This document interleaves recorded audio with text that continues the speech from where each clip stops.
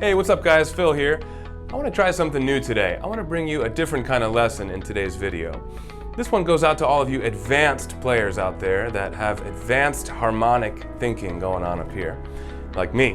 I am a jazz-trained pianist, and what that means for me is that I tend to geek out about complex harmonies. And I just wanted to share a quick thing with my fellow geeks out there. I want to show you something that I do when I'm at home and bored, and I want to make some fun music at the piano. This is pretty fun. Check this out.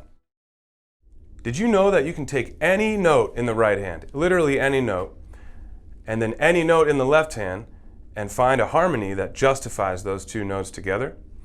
Let me show you what I mean. If we pick an E in the right hand as a melody note, and we pick a C in the left hand as a root note, we can pretty easily see that we could fill in a harmony of C major to justify those two notes, right? Well, what if it was an F instead? Well, there we could do an F over C, right? Or we could do like a C sus kind of a sound. What about an F sharp? That's a tritone away from C. How can we justify that? Well, I can think of a few ways. If we treat this as a major 7 chord with some upper extensions, we can consider this F sharp to be the sharp 11 of C major, and we could voice that like this if we were going to stack thirds. C major, add the 9, and there's our sharp 11. That's one way to justify that, and there's a handful of other ways as well. But what's cool to me about this is you can literally pick any note in the right hand and any note in the left hand and challenge yourself to find a way to harmonize it and justify it. Let's think of a note that is extremely hard to justify with a root note. I'm thinking C sharp in the right hand and C natural in the left hand. That does not sound pretty, right? We need to find a way to justify this. And even this can be done. So let's think about what note this could be in context of a C chord.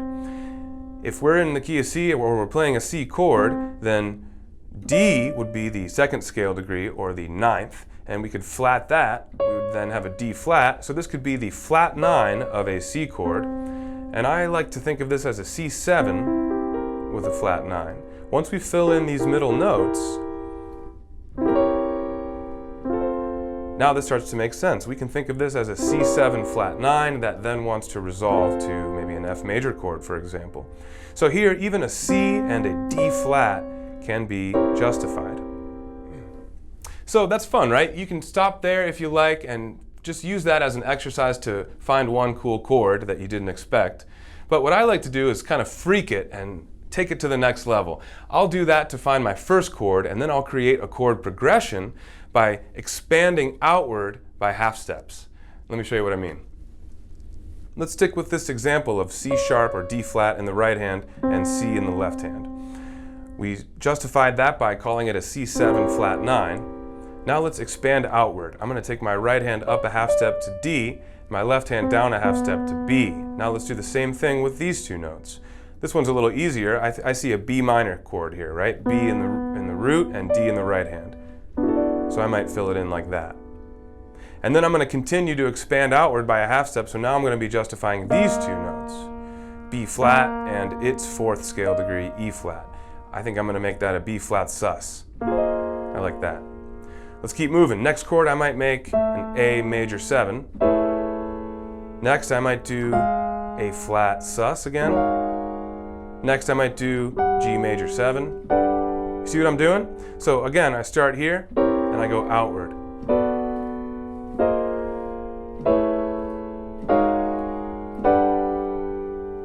Super fun, super fun. And it's actually a big challenge for your brain, right? Your fingers might be able to play all this stuff, but for you to think on the fly about what comes next as you're moving outward and then fill in harmonies that make sense and sound good, boy, that's a challenge even for us advanced harmonic players. So lastly, what I'll leave you with is a song that I will create on the spot using that same exercise. Exercises are fun, but really at the end of the day, we want to play something that sounds like music. And I use this exercise to improvise something that sounds like a real song. So I'm going to play that same exercise for you, but I'm going to turn it into something more musical and show you what's possible. Check it out.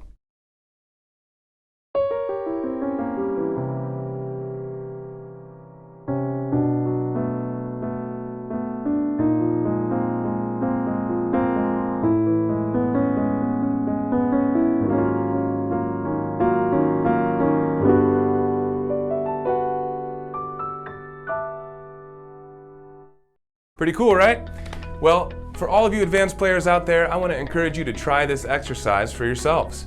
If you love it, write me a comment below. Let me know how it went. If it sounds and looks great, share a video. I'd love to see that too. For all of you rookie and intermediate players that this may be a little intimidating for you, I don't want to scare you off.